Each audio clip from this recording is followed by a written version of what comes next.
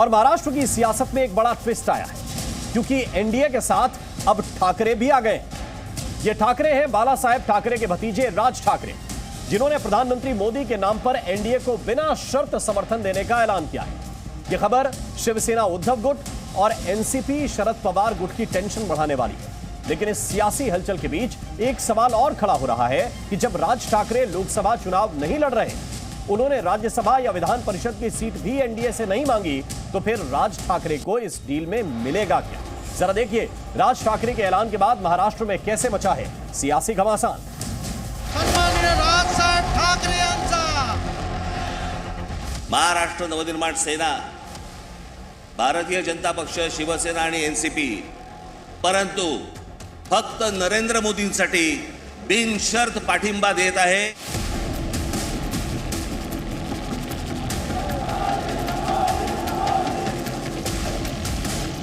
अब ऐसे अचानक क्या चमत्कार साक्षात्कार हो गया, वो आप उनसे ही जाकर पूछना चाहिए भाई। आप अचानक पलटी मारकर ये महाराष्ट्र के दुश्मनों को सपोर्ट कर रहे हो। और स्वर्गीय बाला साहब ठाकरे जी भी होते तो जो राज ठाकरे जी ने किया है वही वे करते। लोकसभा चुनाव में राज ठाकरे ने एनडीए को बिना शर्त समर्थन दिया तो महाविकास आघाड़ी की टेंशन बढ़ गई और एनडीए का खेमा गदगद हो गया। अब भले ही राज ठाकरे की पार्टी महाराष्ट्र नवनिर्माण सेना का इंजन 2024 लोकसभा चुनाव की पटरी पर न दौड़े, लेकिन उसका पूरा जोर रहेगा कि 2024 में महाराष्ट्र में कमल खिले, धनुष बाण का हर निशाना सटीक लगे और घड़ी की टिक टिक की आवाज और मजबूत हो। राज ठाकरे ने कहा है कि उन्हें न विधान परिषद चाहिए न राज्यसभा चाहिए, वो चाहते हैं देश को एक अच्छा नेतृत्व मिल जाए। मी म्हटलं तुम्हाला मी आज सांगतो, म्हटलं त्या राज्यसभाही नको आणि ती विधान परिषदही नको, पण या देशाला चांगल्या खंबीर नेतृत्वाची गरज आहे। राज ठाकरे ने अगर एनडीए को बिना शर्त समर्थन देने का ऐलान किया तो इसकी वजह क्या है? इससे राज ठाकरे और एनडीए को क्या फायदा होगा? इसे जानने से पहले जानिए उनके इस कदम का महाराष्ट्र की सियासत के दोनों पक्षों पर क्या प्रभाव पड़ा है। बीजेपी, शिवसेना शिंदे गुट और एनसीपी अजित गुट के लिए चुनाव से पहले राज ठाकरे का समर्थन एक बूस्टर डोज है। जिन्हें राज ठाकरे के समर्थन से सबसे ज्यादा राहत मिली है, वो बाहें फैलाकर राज ठाकरे का स्वागत कर रहे हैं। मैं त्यांचं स्वागत करतो आणि मोदी साहेबांचं नेतृत्व आणि मोदी साहेबांच्या विकासाच्या कामाला, देशाच्या प्रगतीसाठी मनसेचे अध्यक्ष राज ठाकरेजी यांनी महायुतीला पाठिंबा दिल्याबद्दल मी त्यांना मनापासून धन्यवाद देतो। वैसे महाराष्ट्र में सभी हिंदुत्ववादी पार्टियां बाला साहेब की विरासत पर ही सियासत करती हैं।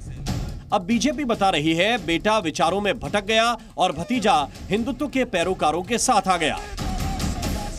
बाला साहब ठाकरे जी के विचारों के साथ महागद्दारी करने का काम श्रीमान उद्धव ठाकरे जी ने किया है। देश का जिस प्रकार से सब दूर विकास हो रहा है आदरणीय प्रधानमंत्री मोदी जी के नेतृत्व में, उस बात को लेकर वे हमारे साथ आए हैं, उनका स्वागत करते हैं। अब बात करते हैं महाविकास आघाड़ी की।